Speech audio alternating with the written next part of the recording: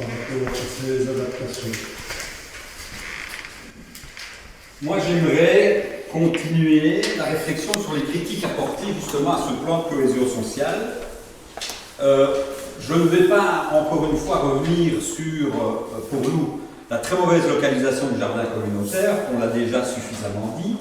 Je ne vais pas souligner l'enthousiasme très modéré de l'Échine par rapport au projet incroyable comestible quand elle ajoute je ne dis pas que ce projet va être fait, c'est assez étonnant qu'on dise ça. Moi j'aime bien que quand on développe un projet, on puisse dire on va le porter ce projet et pas dire déjà on ne va pas nécessairement le faire, c'est assez négatif comme présentation je trouve.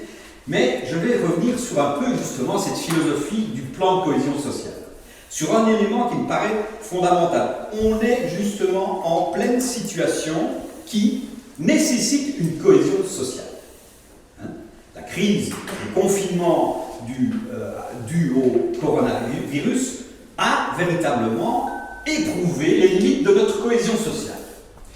Et c'est vrai que j'interpelle les chefines du plan, mais j'interpelle tous les membres de la majorité CDH-MR à ce sujet-là. Au début du confinement, le 13 mars, ma collègue Marie-Ève Hénon et moi-même, nous écrivons au collège pour proposer notre soutien et notre aide pour pouvoir permettre à la commune de faire face à cette difficulté qui était partagée par tout le monde. Nous attendons en vain une réponse. À ce jour, je n'ai jamais eu de réponse. Je ne sais pas si toi, Marie-Ève, tu as eu une réponse. Jamais eu de réponse, une proposition pour venir renforcer les personnes qui travaillaient pour la cohésion sociale, justement, en matière. Nous participons un mois après le début du confinement, un gros mois après, grâce à une demande faite par l'opposition Projet Citoyen, nous participons à un collège communal, enfin, pour pouvoir un peu, puisque les conseils communaux avaient été suspendus, pour un peu voir quelles sont les décisions qui ont été prises, et notamment pour connaître les modalités de distribution des masques. J'ai remercié le collège de cette invitation qui me paraissait élémentaire en matière de démocratie. Et on nous annonce que cette distribution des masques va être organisée par des bénévoles. Ok, parfait.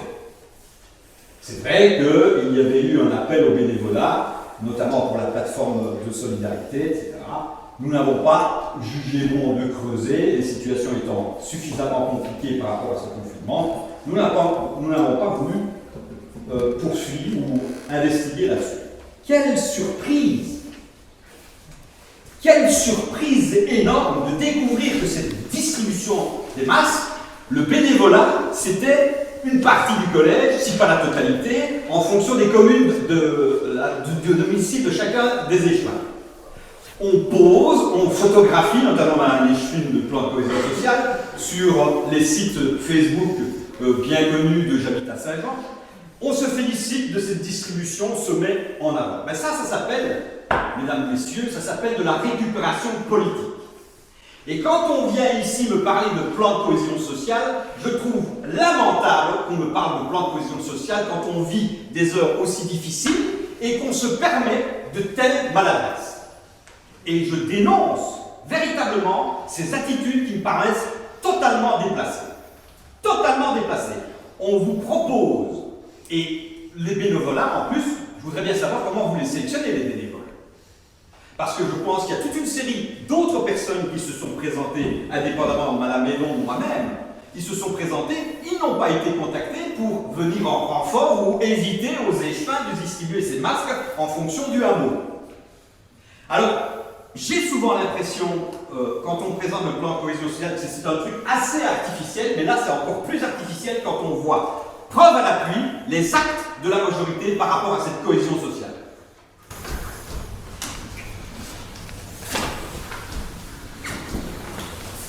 Vous avez dit que des personnes avaient été candidates pour être bénévoles et qu'elles n'auraient pas reçu une réponse favorable. Vous pouvez me donner des exemples, s'il vous plaît? On ne peut pas citer de nom en conseil communal, mais je me ferai un plaisir de vous communiquer ces noms indépendamment du conseil. Hors conseil, je ne vais sûrement pas commencer à désigner des noms par rapport à ça. Certainement. Voilà. Je ne vous demande pas de... Mais j'ai des noms. En effet, j'ai des noms. Je suis très heureux de les entendre, parce qu'à ma connaissance, on n'a refusé personne. On a tellement peu refusé de monde qu'au départ, on pensait devoir faire une distribution centralisée. Essentiellement ici et dans d'autres langues.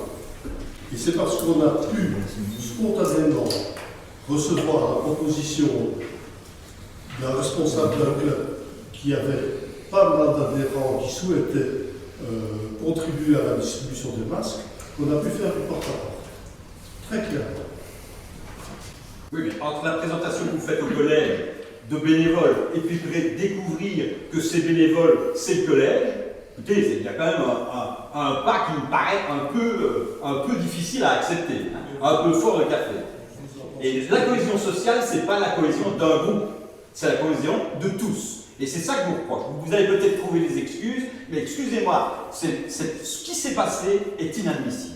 Et vous ne pouvez pas me trouver une excuse sérieuse pour justifier cette attitude-là. Vous ne pouvez pas me la trouver. Même en cherchant les noms que je vous donnerai, vous ne pouvez pas me la trouver. Et je ne vais pas mettre en avant uniquement Mme Médon et moi-même. Hein, je ne vais pas commencer. Mais d'autres personnes se sont. Qui m'a contacté? Qui m'a contacté? Personne. Pourtant, nous avons fait une démarche proactive. Personne.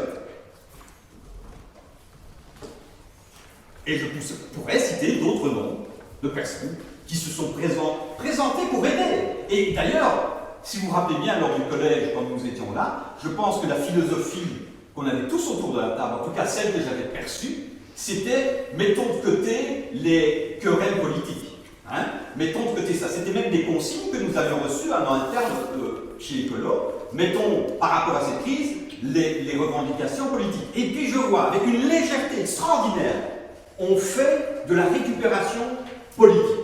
Alors déjà, allez, vous savez, la première organisation de la fête nationale, un peu avant les élections, donc justement encore notre future échevine du plan de cohésion sociale, à l'époque n'était pas encore tout à fait candidate, organise cela et une semaine après elle se dévoile candidate. J'avais déjà trouvé le procédé un peu léger. Mais maintenant, j'ai l'impression que ça devient une habitude dans le groupe de la majorité d'être vraiment très cavalier au niveau de ce genre de choses. Voilà. Ok, Monsieur Bertrand, pour parler très clairement, je peux être d'accord avec vous quand vous parlez de récupération d'images et de publication d'images, c'est vrai. J'en ai d'ailleurs fait le commentaire à l'échelle de vos questions. Je vous avouerai, je vous l'ai dit d'ailleurs, quand vous m'avez interrogé, je vous ai dit, de Martin, il y a 2 personnes disponibles qui sont des chefs Pierre Victor et moi-même. Et nous l'avons fait, oui, c'est vrai, c'est exact. Mais que je sache, et là je vous défie de me démontrer le contraire, nous n'avons eu aucun bénévole à cet endroit. Pas le moindre. Pas le moindre. Maintenant, qu'un groupe de citoyens de Yerna, appelons un chat, qu'un groupe de citoyens de Yerna ait décidé de faire la distribution, et que même l'un ou l'autre représentant politique qui soit adjoint, je ne trouve pas ça spécialement injurieux, mais je vous rejoins pour dire que les photos sur Facebook étaient tout à fait malades. Voilà. D'autres attaques, oui, madame? Je ne comptais pas intervenir maintenant, mais au point 7 concernant l'achat des masques, mais puisque la discussion est lancée, je vais vous lire un texte que j'ai préparé pour ne pas sortir de ma colère. En mode silencieux, dans l'intérêt général depuis mars. En mode investissement dans les coulisses, le 12/3/2020, je me suis mise à disposition de la cellule de crise communale en tant qu'élue communale. Le 16/3/2020, en collaboration avec le groupe Écolo, nous vous avons fait une proposition de plateforme solidaire.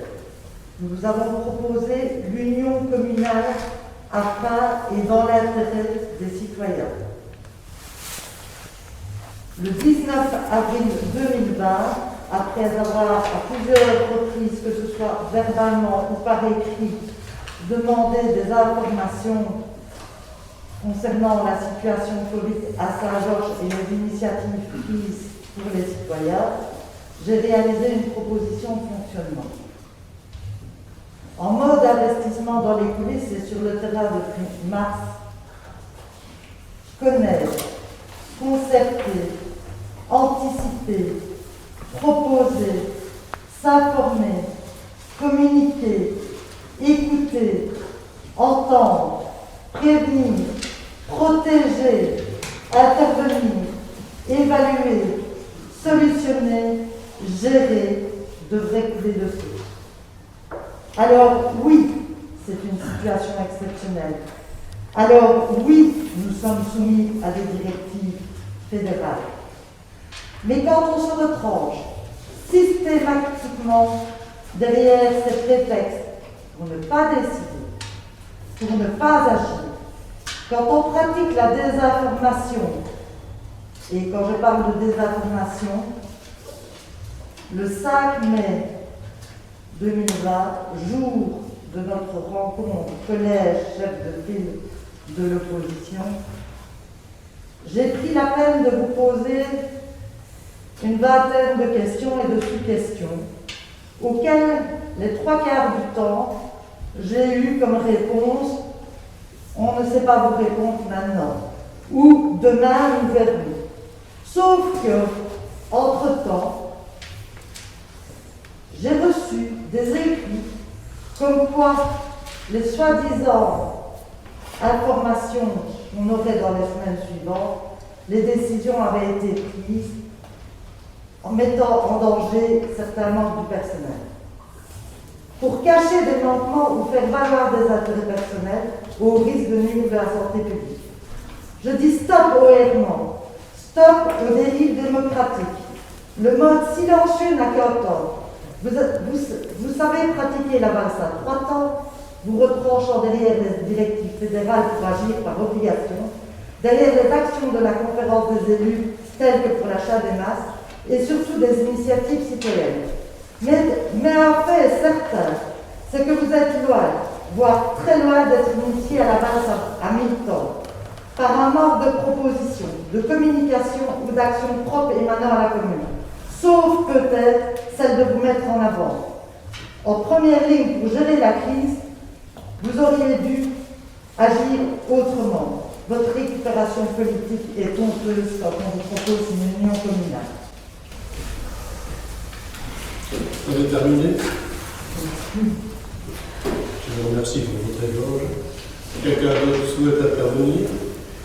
Oui, juste sans avoir la même virulence que mon voisin Nicolas, aussi au niveau du groupe PS, nous avons trouvé l'apparition de certaines photos, pour le moins à la droite, et je pense que sans avoir eu l'occasion de débriefer en USC, mais je pense que le fait d'entendre que vous avez eu cette conversation avec Mme Kilessi par rapport à ça, je pense que c'est une bonne chose.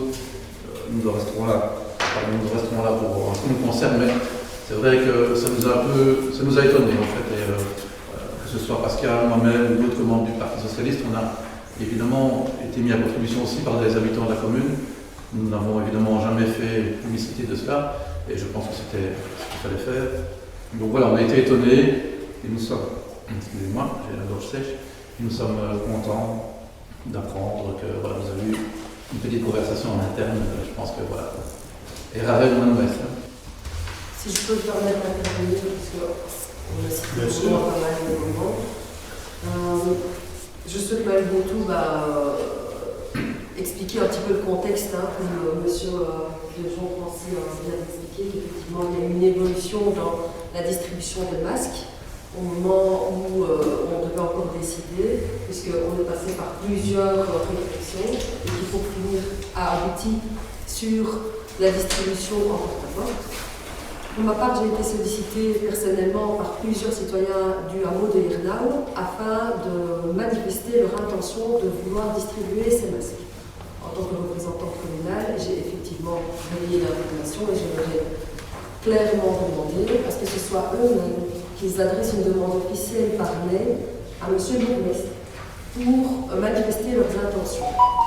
Pour ma part, j'ai voulu également l'intégrer dans cette distribution, puisque en tant que citoyenne malgré tout et qui promotionne malgré tout la solidarité, j'ai estimé que je pouvais également dégager un petit peu de mon temps par rapport à ça.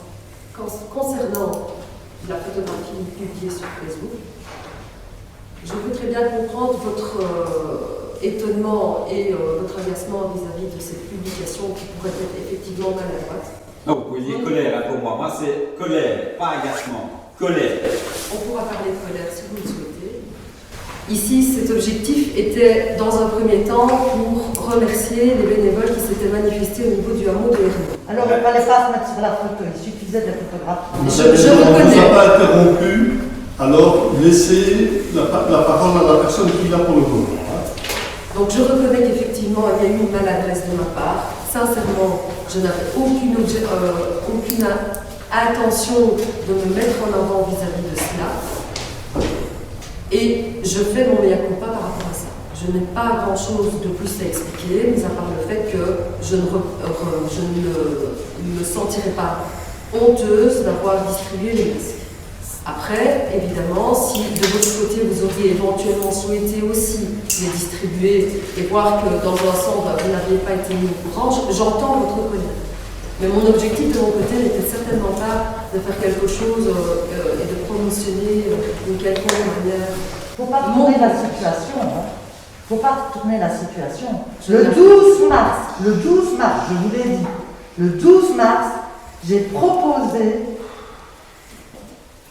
mon bénévolat pour toutes les actions concernant le Covid à destination de la population. J'entends, mais ce n'est pas Le 19 mars, non, vous me permettez, le 19 mars, j'ai fait la proposition d'une plateforme. Le 5 mai, lors de la réunion, nous vous avons, et c'est moi-même qui vous ai posé la question, alors que vous m'aviez dit lors de cette réunion, je ne vois pas l'utilité de porter un masque, le 5 mai, je vous ai dit comment, ma question était comment cette distribution doit-elle avoir lieu. Vous m'avez dit qu'il y avait 11 bénévoles qui avaient répondu à la plateforme. J'étais déjà fort étonnée puisque rien que dans notre groupe, nous étions déjà une vingtaine de personnes. Et je ne veux pas en faire un débat politique, je veux que vous compreniez que dans une situation telle que le Covid et que la pandémie, l'union communale aurait été beaucoup plus intéressante qu'une récupération politique. Et il ne faut pas tourner les choses. On s'était proposé. Et nous ne sommes pas déçus de ne pas avoir distribué les masques. Nous avons mené d'autres actions sur le terrain et en silence. Je ne suis pas en train de vous accuser du fait de... Vous retournez le fait, je comprends que vous soyez déçus de ne pas avoir distribué des masques. Oui. Vous ne comprenez pas les choses, à mon avis. Ça n'a rien à voir. Hein. Je pense que vous voulez réinterpréter et vous mettre en situation de victime. C'est tout. Non, là, je ne peux pas accepter ce que vous venez de dire. Premièrement, on ne vous met pas en cause, en tout cas moi, je ne vous mets pas en cause personnellement, je mets en cause votre mandat. Vous êtes échevine. Vous dites, je suis citoyenne malgré tout, mais vous devez avoir la conscience que vous exercez un mandat d'échevin. Oui. Et une responsabilité. Et la première responsabilité, c'est le souci de l'égalité et de la cohésion sociale. C'est d'autant plus votre mission. Voilà. Ce n'est pas ça. Et alors, ici, ce n'est pas uniquement vous que je mets en cause, mais c'est toute la gestion de votre groupe. Parce que je ne suis pas certain que votre groupe ait géré ça, la recherche des bénévoles, de la manière la plus appropriée qu'il soit. Et que ce bénévolat a été assez partisan, pour modérer mes propos. Mais c'est assez partisan. La Tincelle, l'Iernau, il y a des personnages qu'on rencontre dans ce bénévolat qui sont un peu liés quand même, de près ou de loin, à votre groupe. Hein. Donc ici, ce n'est pas la personne que je mets en cause, c'est votre mandat, Madame Leschine. Je n'ai pas cité votre nom, je vous ai dit, Madame Leschine, du plan de cohésion sociale. C'est de la cohésion sociale dont il s'agit ici, Oui. pas de votre personne. Ce n'est pas de mon ressort que dépendait l'organisation de la distribution des masques. Mais vous ne faites pas partie du collège. Il y a des compétences qui ont été transférées du conseil communal Bon. au collège et du collège. C'est terminé. Je clôture le point, ça suffit. Vous avez eu l'occasion de dégorger ce que vous aviez envie de dégorger. C'est fait. Utiliser des propos un peu moins calomnieux, parce que dégorger, c'est un peu excessif. Nous avons le droit d'être en colère, mais dégorger, c'est un mot qui est un peu trop connoté. Vous avez reconnu une faute dans votre groupe, alors ne dites pas que nous avons dégorgé. Je pense que j'ai utilisé le terme à bon escient. À certains moments, quand on déborde, on décroche. Non, non, non, non. Il n'y a pas de débordement quand il s'agit d'une faute pareille. C'est ça.